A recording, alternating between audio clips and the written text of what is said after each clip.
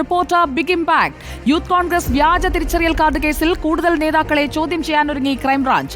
സംഘടനാ തെരഞ്ഞെടുപ്പിലെ returning ഓഫീസറായിരുന്ന youth Congress നേതാവ് ശ്രീനിവാസ് തുമാരതയ്ക്ക് പോലീസ് നോട്ടീസ് അയച്ചു. 19-ന് അന്വേഷണ സംഘത്തിന് മുന്നിൽ ഹാജരാകാനാണ് നിർദ്ദേശം.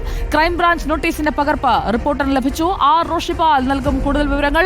റോഷിപാൽ, നമ്മൾ പുറത്തുകൊണ്ടുവന്ന വാർത്തയാണ്, രാജ്യം മുഴുവൻ ചർച്ചയായ വിഷയമാണ്. യൂത്ത് കോൺഗ്രസ് സംഘടനാ തെരഞ്ഞെടുപ്പിന് വേണ്ടി വ്യാജ തിരിച്ചറിയൽ കാർഡുകൾ ഉണ്ടാക്കിയ കേസിൽ കൂടുതൽ നേതാക്കളെ ചോദ്യം ചെയ്യാനൊരുങ്ങുകയാണോ ക്രൈംബ്രാഞ്ച്? എന്തൊക്കെയാണ് വിവരങ്ങൾ? സുജയ, യൂത്ത് കോൺഗ്രസിന്റെ 2023 സംഘടനാ തെരഞ്ഞെടുപ്പിലാണ് വ്യാജ തെരഞ്ഞെടുപ്പ് തിരിച്ചറിയൽ കാർഡ് നിർമ്മിച്ചതായി വാർത്ത റിപ്പോർട്ടർ പുറത്തുവിട്ടത്. അതിന് പിന്നാലെ പോലീസ് അന്വേഷണം തുടങ്ങി. പോലീസ് അന്വേഷണത്തിൽ നിലവിൽ 5 കേസുകളാണ് വിവിധ പോലീസ് സ്റ്റേഷനുകളായി രജിസ്റ്റർ ചെയ്തത്. 5 കേസുകളും ഇപ്പോൾ സംസ്ഥാന ക്രൈംബ്രാഞ്ചിന് കൈമാറി.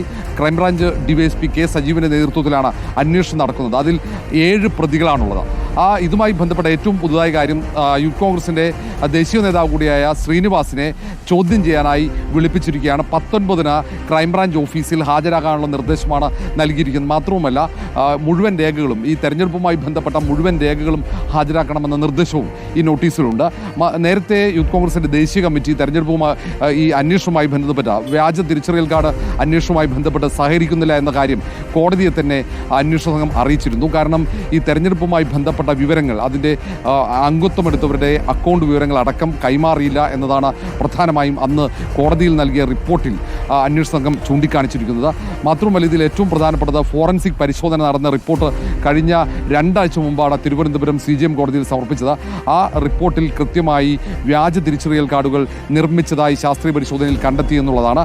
അതിൽ നേരത്തെ പിടിച്ചെടുത്ത ലാപ്ടോപ്പ്, ആ ലാപ്ടോപ്പിൽ വ്യാജ തിരിച്ചറിയൽ കാർഡ് നിർമ്മിച്ചു. അത് ദേശീയ തെരഞ്ഞെടുപ്പ് കമ്മീഷന്റെ വെബ്സൈറ്റിൽ നിന്നും തിരിച്ചറിയൽ കാർഡുകൾ ഡൗൺലോഡ് ചെയ്ത് അതിൽ മറ്റാളുകളുടെ വിശദാംശങ്ങൾ രേഖപ്പെടുത്തി ചിത്രങ്ങൾ ഉൾപ്പെടുത്തിക്കൊണ്ട് വ്യാജ തിരിച്ചറിയൽ കാർഡുകൾ നിർമ്മിച്ചു എന്നാണ് ഫോറൻസിക് പരിശോധനയിൽ കണ്ടെത്തിയത്. മാത്രവുമല്ല, ഫോണുകൾ, പിടിച്ചെടുത്ത ഫോണുകളടക്കം ചണ്ഡീഗഡിലെ ഫോറൻസിക് ലാബിലേക്ക് അയച്ചിട്ടുണ്ട്. അതിൻ്റെ ഉൾപ്പെടെ ഫലങ്ങൾ വരാനുണ്ട്.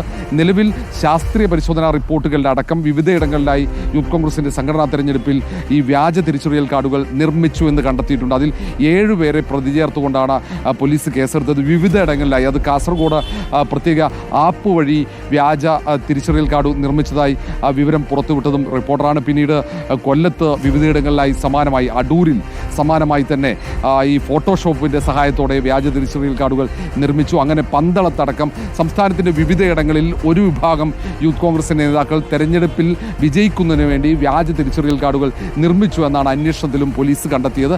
ഏതായാലും അന്വേഷണവുമായി ശക്തമായി മുന്നോട്ട് പോകാനുള്ള നീക്കത്തിൻ്റെ ഭാഗമായിട്ടാണ് കൂടുതൽ പേരെ ചോദ്യം ചെയ്യാനുള്ള തീരുമാനം ഇപ്പോൾ ക്രൈംബ്രാഞ്ച് സംഘം എടുത്തിരിക്കുന്നത്. സുജയ, റിപ്പോർട്ട് പുറത്തുകൊണ്ടുവന്ന ആർ റോഷിപാൽ റിപ്പോർട്ട് ചെയ്ത വാർത്തയാണ്. അതിലിപ്പോൾ കൂടുതൽ അന്വേഷണത്തിലേക്ക് കടക്കുന്നു. റിട്ടേണിംഗ് ഓഫീസറെ തന്നെ വിവരങ്ങൾ ശേഖരിക്കുന്നതിനായി വിളിച്ചു വരുത്തുകയാണ് ക്രൈംബ്രാഞ്ച്. ഈ മാസം 19-ാം തീയതി ശ്രീനിവാസ് തുമാരതെ അന്വേഷണ സംഘത്തിന് മുന്നിൽ ഹാജരാകണം എന്ന നിർദ്ദേശമാണ് കൊടുത്തിരിക്കുന്നത്.